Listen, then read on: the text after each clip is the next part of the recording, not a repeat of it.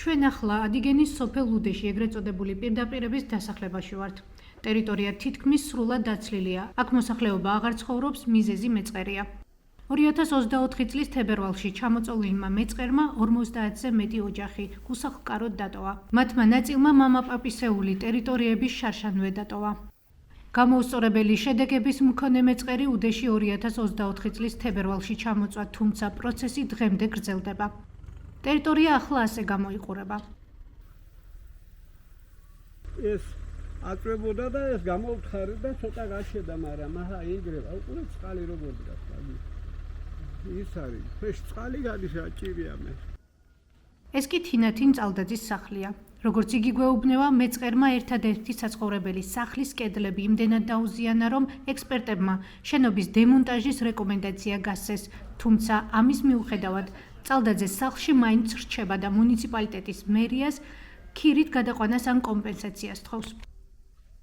რას ვიტყო და გასახლებას ვიტყო, რომ აქ სახლში არის ცხოვრება, სულ ის მეწყერულია.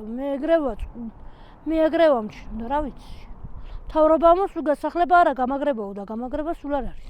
შარშან შემოდგომიდან გაჩნდა უკვე. მანამდე არისო ეს ბზარები? არა, მანამდე არ იყო. თინათინ წალდაძე გვეუბნება, რომ შენობას ბზარები მეწყრის ჩამოწოლის შემდეგ გაუჩნდა, თუმცა ექსპერტიზის დასკვნაში წერია, რომ სახლს ბზარები სიძველის გამო აქვს. მერი გოჩა ქიმაძე ამბობს, რომ თუ შენობა მეწყრის გამო არაა დაზიანებული, ვერც მის რეაბილიტაციას და ვერც ოჯახის გადაყვანას ვერ მოახერხებენ. რომ მეწყერი იყოს, ამ შემთხვევაში თავსახად იქნებოდა დაწერილი, რომ ეს არის მეწყრული ზონიდან გამომდინარე ინგრევა ეს სახლი.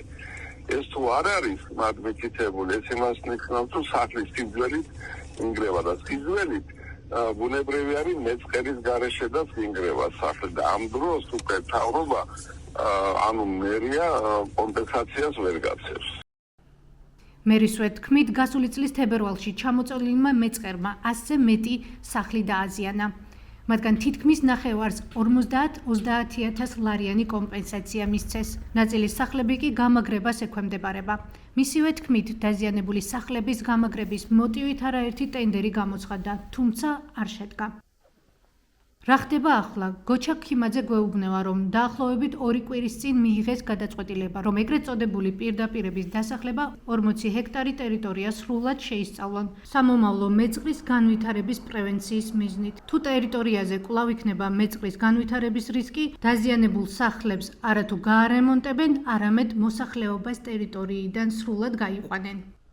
თუ ჩვენ გვექნება გეოლოგებისგან დააკვნა, რომ ეხლა არ არის თქვა მეწყერი ძალიან აქტიური, მაგრამ შესაძლებელი არის რამოდენიმე წლის შემდეგ ისევ გააქტიურდეს, ამ შემთხვევაში განიხილება, რომ მთლიანი ამ 40 ჰექტარზე მაცხოვრებელი ადამიანები, სადაც დაახლოებით 120-მდე სახლია, 120 სახლიდან ნახევარზე უკვე კომპენსაცია გაცემული გვაქვს, პლუს მინუს ეხლა ამას დაახლოებით გეუბნებით და დანარჩენებზე თუ იქნება მიღებული გადაწყვეტილება ექსპერტების მიერ, რომ აქ საცხოვრებლად უარგისია ეს ადგილი, მაგრამ ჩვენ გამაგრებაზე კიდევ აღარ ვიზრუნებთ, აღარ შევუტრიალდებით გამაგრების საკითხს, ვინაიდან შედეგს ვერ მივიღებთ, რატომ ეს ექსპერტებმა უნდა დაგვიდასტურონ, ამ შემთხვევაში მთლიანად გასაგრძდება ყველა და მიიღებს ყველა კომპენსაცია. და ბოლოს გავიხსენოთ კაკლის ხე, რომელიც მეწყერმა შუაზე გახლიჩა. 2024 წლის 21 თებერვალს ხე ასე გამოიყურებოდა. 2025 წლის 13 მარტს ხე კიდევ უფრო გახლეჩილი იყო. 2025 წლის 14 ოქტომბერს, როდესაც ჩვენ უდეში ვიმყოფებოდით, იქ მცხოვრებლებმა გვითხრეს, რომ ხე სრულად გაიხლიჩა, გახმა და მოჭრეს.